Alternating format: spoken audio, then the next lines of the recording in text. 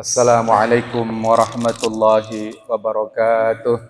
Waalaikumsalam warahmatullahi wabarakatuh. Alhamdulillah wassalatu wassalamu ala Rasulillah. Asyhadu an la ilaha illallah wahdahu la syarikalah wa asyhadu anna Muhammadan abduhu wa rasuluhu la nabiyya ba'dah. Allahumma salli wa sallim ala nabiyyina Muhammad ibn Abdillah wa ala alihi wa sahbihi wa man walah la haula wa la quwata illa billah. Amma ba'd. Khataliman azanillahu wa yakum jamaah Masjid Al-Iman Al-Amin rahimahullah taala. Al-Fakir mohon maaf karena lupa. Jadi barusan ditelepon baru ingat. Jadi yang namanya manusia begitu, kata orang al-insan mahallul khata' wan nisyan. Yang namanya manusia itu tempatnya salah dan lupa ya. Tapi khataliman insyaallah dalam mungkin setengah jam atau sampai tadi disampaikan kita tambah 15 menit ba'da adzan. Jadi nanti kita sama kesempatan belajarnya. Mudah-mudahan kita bisa mengoptimalkan waktu kebersamaan kita dengan mungkin sesi tanya jawab yang diperbanyak nanti. Monggo kalau ada persoalan yang akan disampaikan terkait muamalah ini, insyaallah Al-Fakir akan menjawab perkara-perkara yang Al-Fakir memahaminya, dan ketika memang tidak mengerti maka itu menjadi PR bagi Al-Fakir untuk kemudian nanti kita sampaikan penjelasannya pada pertemuan yang akan datang. Khataliman Bapak Ibu yang mulia, mari pertama kita bersyukur terlebih dahulu kepada Allah Subhanahu wa taala dengan mengucap tahmid, yang kita lanjut dengan membaca salawat dan doa belajar. Alhamdulillahirabbil alamin. Allahumma shalli wa sallim ala nabiyyina Muhammadin wa ala alihi wa sahbihi ajmain. Allahumma inna nas'aluka ilman nafi'an warzuqna fahman. Allahumma anfa'na bima 'allamtana wa 'allimna bima yanfa'una walhamdulillahi rabbil alamin. Kita akan membahas seperti biasa melanjutkan kajian dari kitab At-Tadhib, yang mana dia merupakan syarah matan dari Ghayat Taqrib, yang kita khusus spesifik di majelis ini membahas tentang masalah muamalah. Kita langsung masuk ke bab buyu ya. Dan kemarin kita telah membahas tentang perkara masalah riba ya. Riba dalam transaksi. Namun al-buyu sendiri, jual beli sendiri belum pernah dibahas di tempat ini, maka Al-Fakir akan membacakan untuk kesempatan kali ini. Bismillahirrahmanirrahim. Qala al-muallif rahimahullah taala nafa'anallahu bi 'ulumihi fid dharain amin. Bismillah. Al-buyu' thalathatu asya'. Yang namanya jual beli itu di dalam matan takrib itu disebutkan ada 3 perkara, ada 3 macam al-buyu'. Bai'u 'ainin. Yang pertama jual beli ain musyahadatin fajaizun. Jual beli benda yang fisikal ya. Jual beli benda yang tangible, bahasa orang-orang ekonomi itu. Kelihatan, bisa diraba, disaksikan, fajaizun, maka bab jual beli seperti ini maka halal, boleh ya. Dalilnya mana? Disebutkan oleh Allah Subhanahu wa taala, a'udzubillahi minasyaitonir rajim, wa ahallallahu al-bai'a wa harrama riba. Allah menghalalkan bai', jual beli, dan Allah mengharamkan riba. Karena itu apa yang mulia, yang namanya jual beli prinsip di dalam Islam adalah halal, jaiz, boleh, sepanjang memenuhi kriteria. Kriteria yang paling umum adalah jual beli tersebut dilaksanakan antaradin, kalau saling ada keridhaan di antara para pihak yang saling bertransaksi. Jadi jual beli tersebut tidak diliputi dengan yang namanya ghish, ada namanya penipuan atau penutupan terhadap cacat dan lain-lain ya. Maka apa yang mulia, jual beli benda yang sifatnya tangible, kelihatan, bisa diraba, maka jaiz, dia adalah boleh. Wa bai'u syai'in, mausufin, dan yang kedua adalah bai jual beli sesuatu mausufin fi dhimmati fajaizun, yakni disifati di dalam zimmah, di dalam jaminan, ya, maka ini adalah boleh. Artinya benda yang kita perjualbelikan tidak hadir di hadapan kita saat kita transaksi, tapi benda ini kita sifati, Bapak yang mulia. Contoh, kita mau beli motor pada kawan kita, motor bekas biasanya ya. Mau beli motor disifati, saya mau beli motor, bahkan mereknya ditertentukan, merek A tahun sekian sampai sekian misalnya, atau tahun tertentu, warnanya bagaimana, nah itu disifati. Kedua belah pihak itu sudah saling maklum, sudah saling mengetahui benda yang dibicarakan itu. Ya.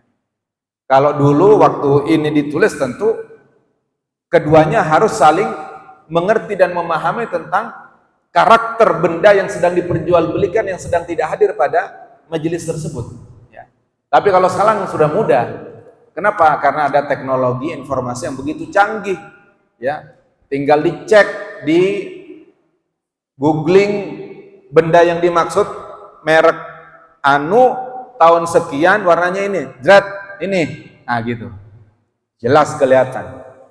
Bagaimana jual beli seperti ini disebut di dalam matan riwayat takrib adalah juga jaiz, ya, boleh. Jadi jual beli yang seperti ini adalah juga boleh, ya. Loh, padahal barangnya belum ada. Nah, nanti akan datang babnya, bab tentang salam, jual beli salam namanya, Pak. Karena secara prinsip memang jual beli itu tidak boleh kita memperjualbelikan benda perkara yang tidak merupakan milik kita. Ya. Yang kedua, tidak boleh kita memperjualbelikan barang atau benda yang, ya, itu belum kita terima, belum qabd. Dalilnya mana? Kata Nabi Shallallahu Alaihi Wasallam, ya, kepada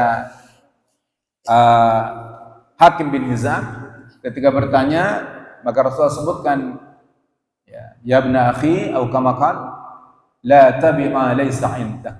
Jangan kau jual apa yang bukan milikmu. Kemudian wala tabi, dan jangan kau jual ma lam yaqbidah, apa yang belum engkau qabd, apa yang belum engkau pegang, ya.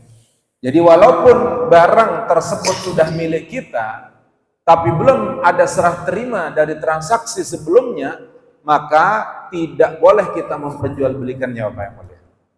Ya, tidak boleh memperjualbelikannya. Nah, yang dimaksud di sini, padahal barang kan tidak hadir pada jenis transaksi yang kedua ini, kan barang tidak hadir. Kok bisa diperjualbelikan? Iya, nanti babnya bab salah. Tapi syaratnya apa? Mausuf, dia adalah tersifati. Barangnya tergambarkan dengan jelas, tidak sesuatu yang masih mengangan-angan, ya. Tidak sesuatu yang gharar, tidak, tapi sudah jelas dalam sifatnya. Maka yang seperti ini boleh. Idza wujidatis sifatu ala ma wasafa bihi, ketika didapati sifat tersebut atas apa yang disebutkan, yang disifatkannya. Artinya memang yang dimaksudkan ada pada benda yang nanti akan dihadirkan itu. Nah, itu namanya bahasa kita sekarang jual beli dengan pesanan, jual beli pesanan, ya. Jadi kita jual beli mesen, bagaimana? Boleh, dengan catatan barang yang dipesan jelas, ya. Barang yang dipesan jelas, itu nanti masuk bab salam. Tapi ada ketentuan, kalau jual beli pesanan ini harus ada uang yang diserahkan, gitu. Dan bahkan uangnya ya tunai, gitu. Harus ada yang diserahkan. Uang yang diserahkan tunai di depan. Kalau pesanan kan begitu. Maka akibat transaksi seperti ini bagaimana? Nah, nanti akan muncul keuntungan dari dua sisi, dari si pembeli maupun si penjual. Biasanya si penjual dapat untung apa kalau dia melakukan transaksi pesanan? Penjual itu dapat uang cash di muka. Pembeli apa untungnya dengan jual beli pesanan begini? Pembeli untungnya dapat harga lebih murah. Ya, misalnya saya ingin nanti di Lebaran, biasanya 5 hari jelang Lebaran, Pak, puasa 25, 27, ada barang yang langka dan mahal kalau ada. Ya. Yang paling favorit biasanya apa kalau Lebaran? Kita bikin apa? Bikin opor. Istri-istri kita, betul nggak Pak? Bahan opor apa Pak Haji? Biasanya bahannya itu santan, betul ya? Bahan santan itu dari mana? Kelapa. Dan kelapa itu memang udah setiap mau Lebaran udah pasti mahal, betul nggak? Nah, saya tukang kelapa, padahal kan nanti Lebaran bulan apa? Maret 20 atau 19 kurang lebih, ya. Di tahun ini 2026 itu kira-kira nanti. Sekarang masih Januari nih, saya mau dapat harga kelapa yang seperti harga sekarang, ya. Nah, maka saya bisa tuh mesen, Bang, saya beli pokoknya datang Lebaran kurang 5 hari kelapa satu truk katakan. Berapa? Mestinya kalau harga sekarang sih mungkin satu butir 10.000, tapi di Lebaran itu bisa 25.000. Gimana? Bisa? Ya, satu truk katakan ada 1.000 buah. Ya udah 10.000 kali 1.000, berarti kan 10 juta saya bayar. Bilang, saya bayar sekarang. Ya, untungnya buat saya dapat harga barang itu harga hari ini. Ya dong. Lah si bapak petani ini apa untungnya? Untungnya dia punya cash di depan, gitu loh Pak. Punya cash di depan. Ya. Dia dengan cash itu dia bisa kemudian menggarap pertaniannya, ya pertanian kelapanya bisa dengan lebih baik lagi sehingga hasilnya itu optimal, gitu kan. Yang biasanya Lebaran itu ya ngandelin natural begitu, biasa dapat satu kebun bisa cuma 500 gitu kan buah, berarti dia untuk memenuhi pesanan butuh 2 kebun. Kenapa kok begitu? Ya karena ngandelin pertanian biasa manual. Kenapa kok nggak digarap secara profesional, dikasih pupuk apa, nggak ada uang. Nah dengan dia modal uang begini, dia bisa beli pupuk, beli apa, dibagusin, akhirnya buahnya satu kebun bisa 1.000 misalnya. Nah itu keuntungannya. Inilah jual beli dengan mausuf, dengan sifat, ya itu boleh, ya halal. Kemudian Bapak yang mulia, yang ketiga, wa bai'u ghaibatin lam tusyahid fala yajuz. Yakni yang ketiga adalah jenis jual beli yang ghaibah, yang gaib, yang tak tersaksikan, belum ada, gitu Pak. Bagaimana hukumnya? Fala yajuz, maka enggak boleh jual beli seperti ini Bapak yang mulia, ya. Enggak boleh menjual beli barang yang tidak ada, istilahnya. Dalam tusyah itu tidak ada. Apakah barangnya tidak ada? Ada, tapi belum jelas, belum ada di tangan dia misalnya. Ya. Misalnya dia menjual, ada orang, ya kebetulan pekan lalu atau 2 pekan lalu tuh ada ngobrol sama orang. Jadi dia dulu pernah bisnis burung, Pak. Ceritalah, intinya sih punya burung bagus. Burung, Pak, yang bagus ini dikenal sama orang sekampung. Dia punya burung bagus. Kemudian suatu saat misalnya dia mandiin, lepas pergi. Lalu saya jual, Pak Haji, Tahu kan burung saya? Oh, tahu. Minat. Wah, boleh berapa? Ya, kemarin nawar berapa? 5 juta. Ya, burung saya tuh ditawar sama Pak Haji 5 juta. Misal gitu. Pak Haji, burung kemarin, burung itu lepas tadi pagi. Kalau mau sih saya jual itu baru. Ya, udah 1 juta aja dari sini. Burung yang lepas, burung saya lepas Pak. Gitu. Dijual 1 juta, boleh? Enggak boleh. Burungnya ada, tapi kan nggak jelas itu, masih terbang kemana ya? Nah itu nggak boleh. Lam tusyahid. Ya. Atau sesuatu yang ya perkara-perkara atau benda-benda yang tidak bisa dihadirkan sifatnya juga, itu juga nggak boleh.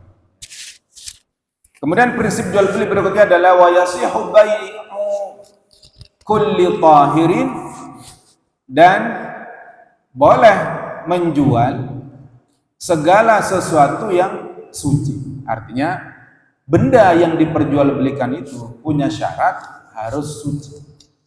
Ya. Muntafi'in yang juga bermanfaat bihi, muntafi'in bihi yang dia bermanfaat. Ya.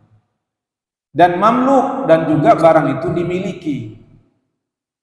Jadi sahnya jual beli satu dari sisi zatnya, bendanya, pertama apa? Dia harus suci. Yang kedua, bisa diambil manfaat dari benda tadi. Ya. Yang ketiga, benda tersebut adalah dimiliki. Kenapa? Karena ketika tidak dimiliki, datang hadis Nabi SAW, kata Nabi, wala bai'u illa fima tamliku, tidak boleh melakukan jual beli kecuali dalam sesuatu yang ia miliki. Ya. Nggak boleh ya, menjual sesuatu. Bagaimana kita bisa menjual sesuatu yang belum kita miliki? Bisa saja misalnya dia menjanjikan, ya, Bapak butuh apa?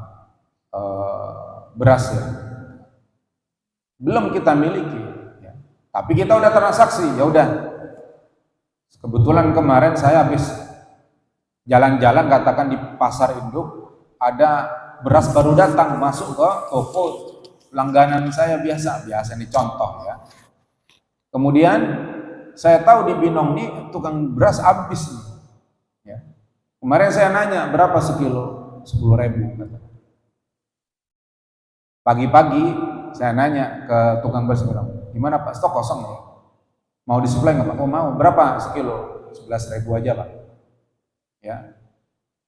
Bagaimana? Maka jual beli seperti ini tidak sah. Kenapa? Karena barang yang tadi 10.000 itu belum kita miliki, belum saya miliki. Ya.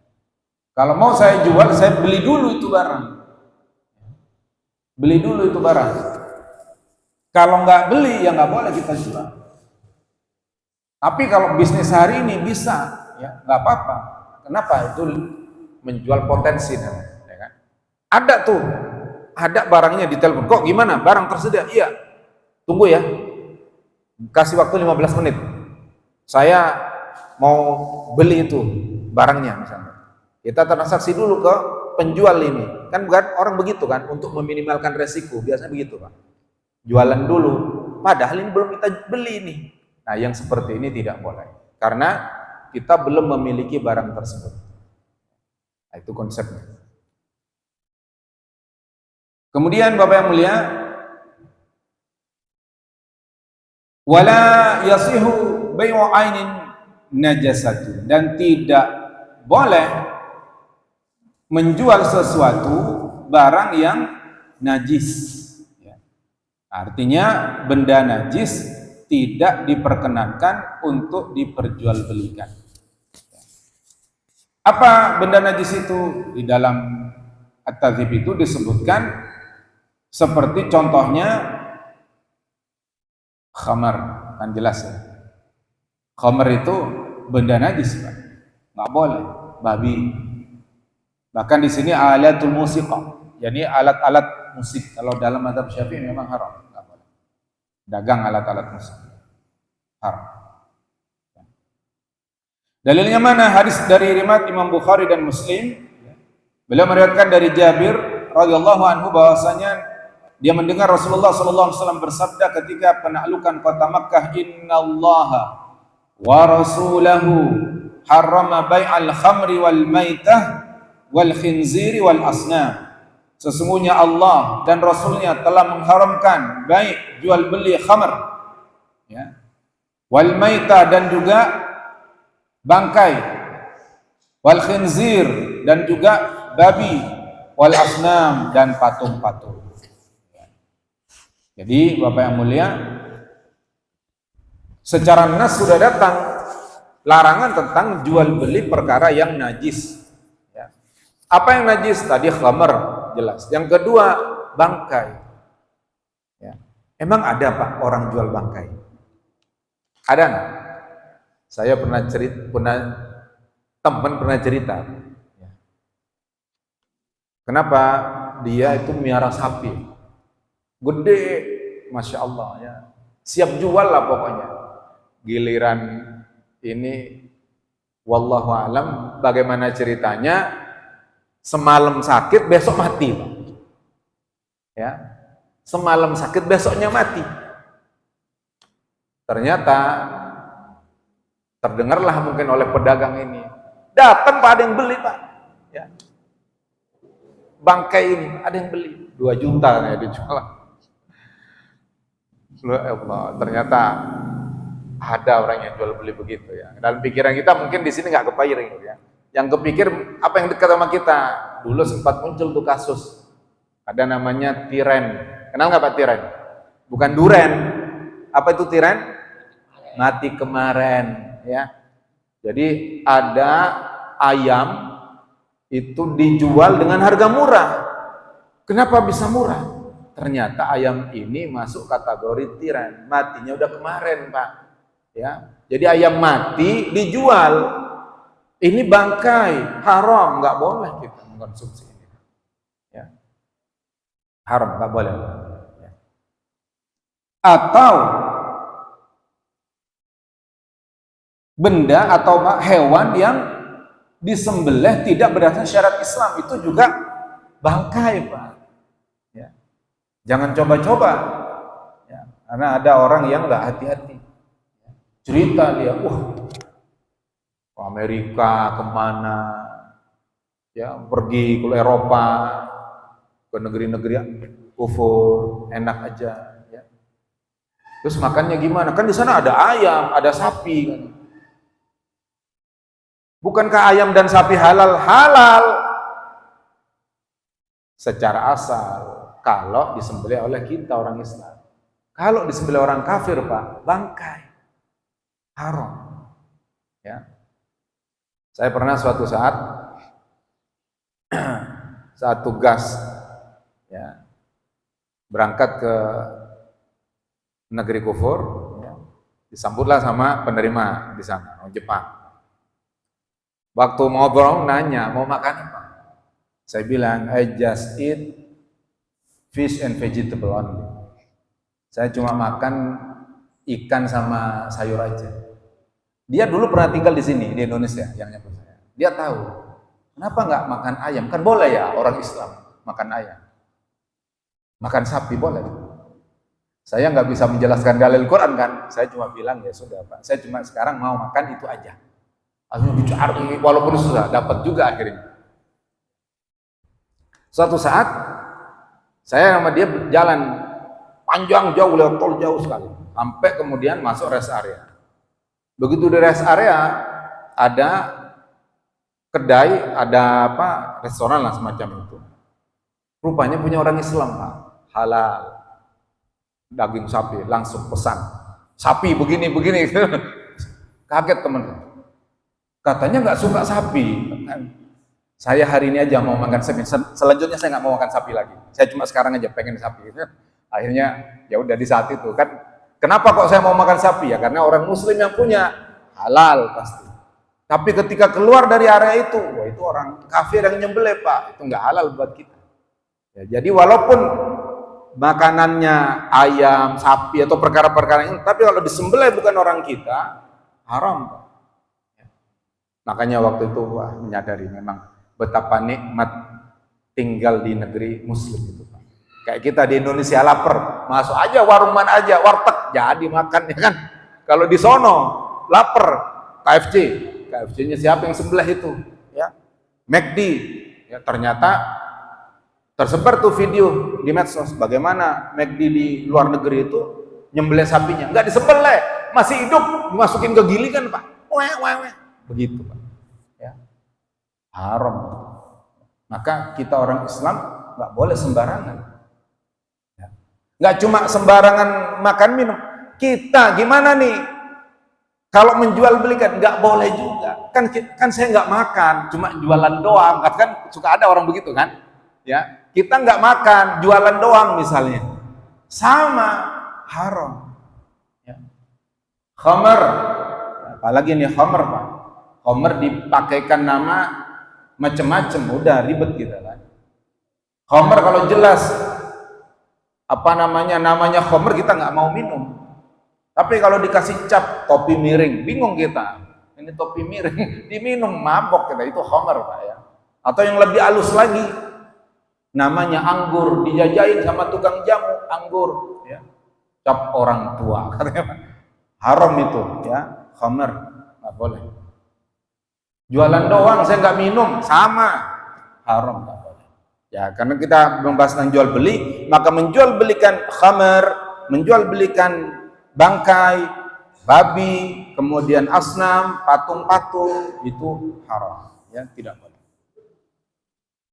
Kemudian apa yang mulia, saat itu Rasulullah ditanya, bagaimana wahai Rasul dengan memanfaatkan lemak bangkai, ya, lemaknya kita manfaatin.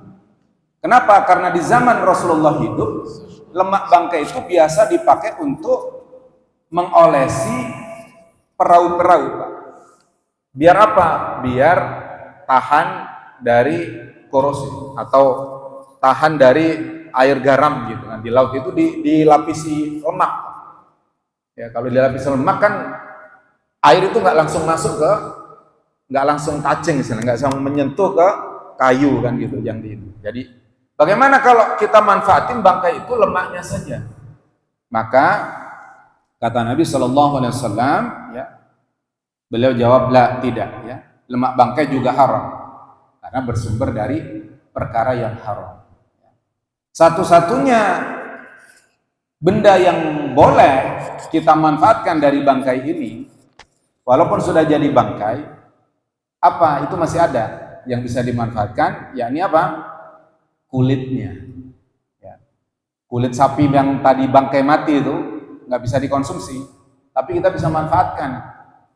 Manfaatkannya apa? Kita jadikan barang-barang berguna lain, misalnya jadikan pakaian jadi kulit, jadi beduk. Caranya bagaimana biar bangkai ini jadi suci? Itu dengan menyamaknya. Tahu samak, Pak? Memisahkan kulit dari daging-dagingnya. Itu disamak namanya. Nah, kalau sudah disamak, walaupun dia tadinya najis karena bangkai, mati sendiri, ya, maka ini tetap boleh dimanfaatkan untuk dipakai, untuk dipakai apa-apa, kulit sepatu silahkan, ya, kulit jaket boleh, tapi nggak boleh dikonsumsi karena haram, dasarnya haram, paham, Pak? Ya, karena tempo hari ada informasi begitu, ternyata, ya, jaket yang katanya udah rusak, nggak bisa dipakai, jaket kulit itu bisa diolah jadi kerupuk. La ilaha illallah. Bahaya ini, ya kan? Ya kalau jaketnya itu hasil sembelihan yang halal gitu kan, kalau enggak repot nanti, Pak, jadi kerupuk. Nah, kalau saya beli kerupuk kulit itu nanya ini halal enggak nih? Gitu. Halal kata yang jual, aman, alhamdulillah, Pak. Jadi hati-hati, tanya, Pak. Kecuali udah terlabelkan di sana halal, karena ada informasi begitu. Kecuali nggak ada informasi begitu, ya kita aman-aman aja, gitu ya. Nah, ini apa Pak yang mulia, tentang bab tentang jual beli, ya. Kemudian disebutkan di sini hadis tambahan bahwa Rasulullah bersabda, qatalallahu al-yahuda innallaha lamma harrama shuhumaha jamaluhu thumma ba'uhu fa'akalu thamanahu. Ya. Kata baginda Nabi, semoga Allah melaknat, membinasakan orang-orang Yahudi. Kenapa? Innallaha, sesungguhnya Allah, lamma harrama syuhumaha, ketika Allah mengharamkan lemak, ya, lemak dari bangkai tadi, jamaluhu thumma ba'uhu fa'akalu thamanahu. Mereka kemudian mencairkan lemak itu, lalu menjualnya, lalu memakan harganya. Maksudnya memakan harganya, memakan hasil penjualannya. Ya. Artinya hasil jual beli dari sini, dari hadis ini kita bisa intifa bahwa hasil jual beli yang haram, ya, itu menyebabkan kita tidak bisa mengkonsumsinya. Ya. Jadi sebenarnya secara zat, ya, uang itu ya halal saja, tapi karena sebabnya haram maka menjadi haram. Jadi halal haram itu harus diperhatikan, tidak hanya zat. Jadi ada haram bidzatihi, haram bisababihi. Jadi ada keharaman karena zatnya, haram karena sebabnya. Haram zatnya, misalnya khamr, haram, ya. Sebab cara mendapatkannya, misalnya pisang. Pisang halal atau haram, Pak? Halal, ya.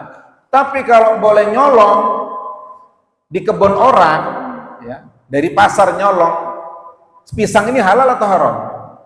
Jadi haram, padahal zatnya halal. Tapi sebab mendapatkannya haram, terlarang, maka menjadi perkara yang terlarang, ya, haram juga. Maka dari hadis ini kita ketahui bahwasanya orang-orang Yahudi punya kebiasaan, ya, apa? Mengakali syariat Allah Subhanahu wa taala. Diharamkan tuh oleh Allah lemak bagi orang Yahudi, maka mereka cairkan, ya. Mereka jual minyak itu, minyak dari lemak yang diharamkan, lalu dengan hasil penjualannya dia makan itu hasilnya. Ini yang dilaknat oleh Allah Subhanahu wa taala. Ini disebut dalam fikih namanya hilah, ya. Dia ngakalin syariat, ya. Allah diakalin.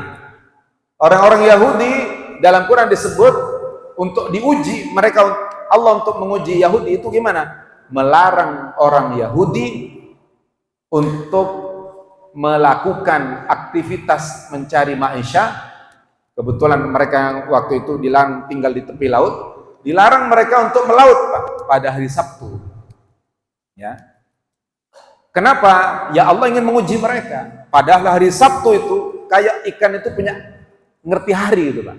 Setiap Sabtu itu ikan bertebaran tuh, Pak, sampai ke mana, ke pinggir-pinggir pantai itu lompat-lompat. Itu kalau nelayan itu pengen segera nangkep. Tapi kalau nggak hari Sabtu, ikan itu susah dicari, ke tengah laut dapat tapi dikit. Tapi kalau hari Sabtu mereka ke pantai. Allah larang, nggak boleh, ya. Muliakan hari Sabtu, ya. Maka hari Sabat itu dimuliakan. Tapi apa yang dilakukan orang Yahudi? Benar, mereka nggak mancing di hari Sabtu, tapi mereka pasang perangkap hari Jumatnya, Pak, ya. Pasang perangkap hari Jumatnya, Sabtu di rumah. Besok Ahad baru angkat perangkapnya. Ini dicela oleh Allah, makanya dikutuk oleh Allah menjadi kera. Baik Bapak yang mulia, tadi ada permintaan untuk azan dulu, ya. Monggo silakan azan dulu, nanti kita teruskan setelah.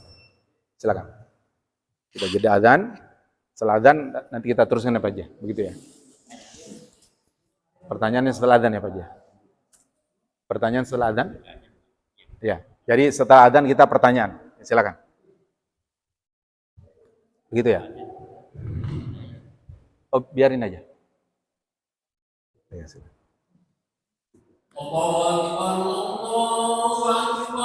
Allahu Akbar, Allahu Akbar. Allahu Akbar,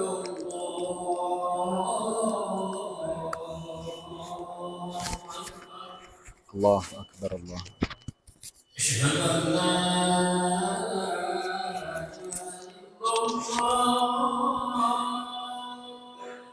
Asyhadu an la ilaha illallah. Asyhadu an la ilaha illallah.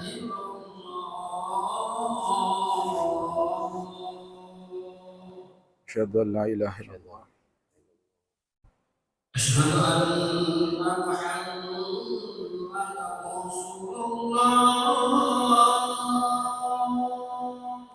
Asyhadu anna Muhammadar Rasulullah.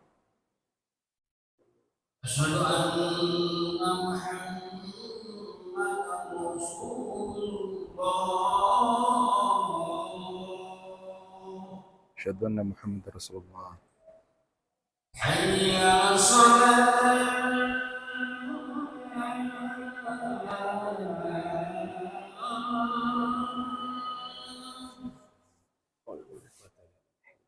La haula wala quwwata illa billah.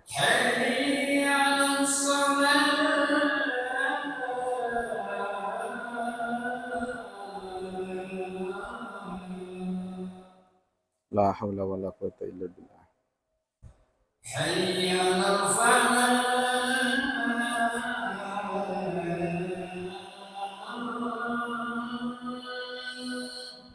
La haula wala quwwata illa billah.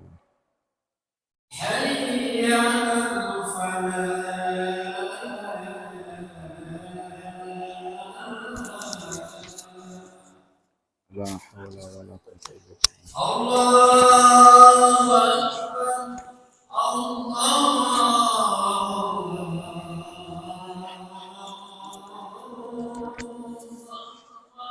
Allahu Akbar. Allahu Akbar.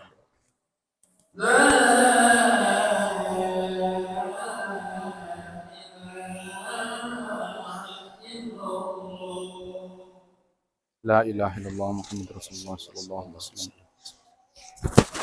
Allahumma rabb hadhihi ad-da'wati at-tammah wa salatul qa'imah wa silatul fadilah ba'thul maqam al-mahmudan alladhi wa'adta. Baik. Kita pesannya Pak Haji, kita kasih 15 atau 10-15 menit untuk sesi tanya jawab ya. Pada itu kita sholat. Baik. Silakan kalau ada pertanyaan. Silakan Pak Haji. Assalamualaikum warahmatullahi wabarakatuh. Waalaikumsalam warahmatullahi wabarakatuh. Ada tetangga yaitu mau beli HP, misalnya harganya 10 juta HP.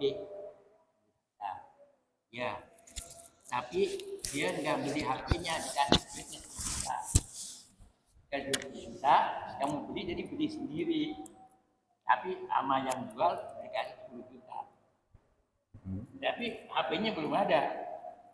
Berapa ada? Terus yang misalnya apa yang jual? Saya yang beli. Jadi apa ngasih kita? Saya yang beli. Oke. Jadi beli.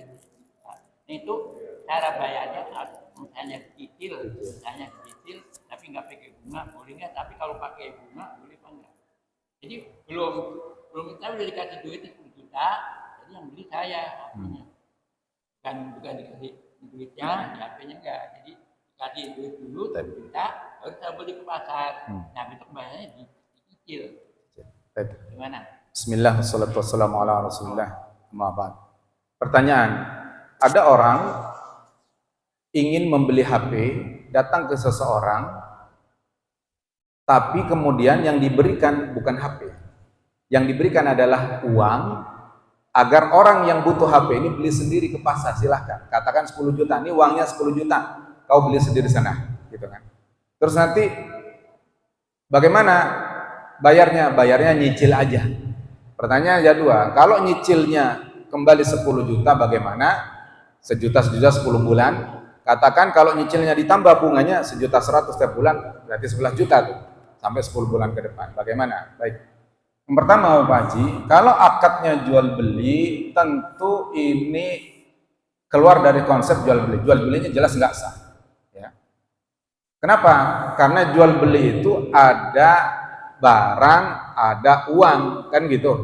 Kalau ini kan dia nggak pegang barang, dia hakikatnya minjemin duit. Kalau begitu akadnya diganti, jangan akad jual beli, pinjem duit Pak, boleh nggak saya pinjem duit 10 juta? Ngapain?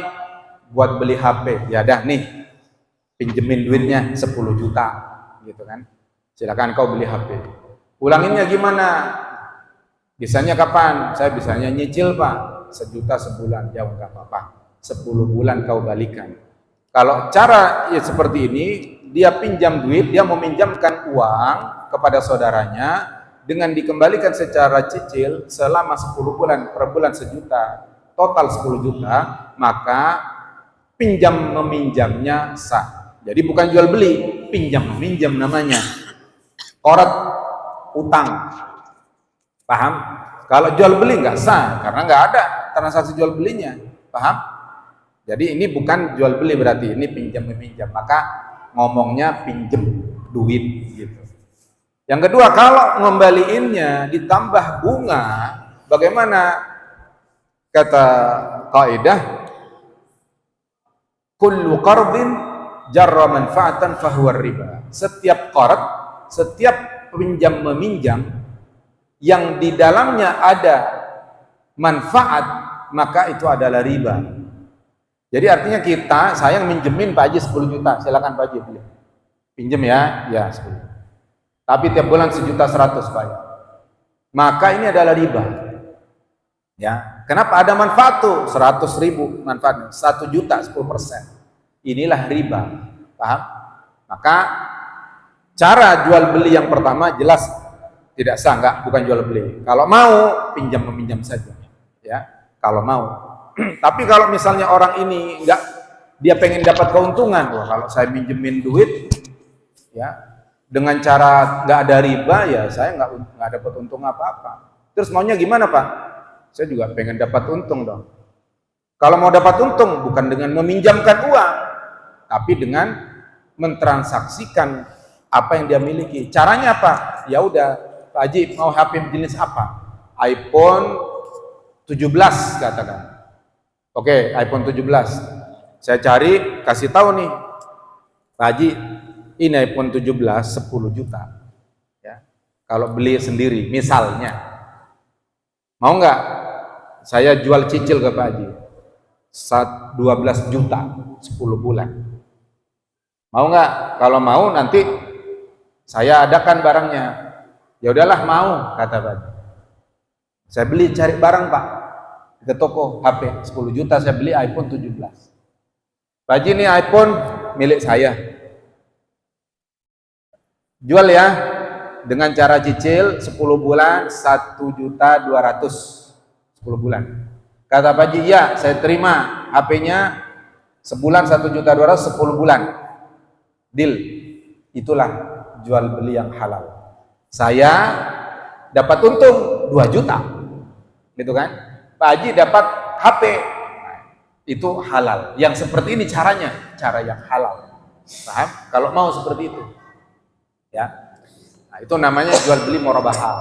Itu boleh. Tapi kalau nggak cara begini haram. Ya, hati-hati. Paham Haji? Jadi nggak boleh cara seperti itu, nggak boleh. Baik, ada? Ini karena 10 juta itu yang beli barangkali nggak ada 10 juta kali apa-apa.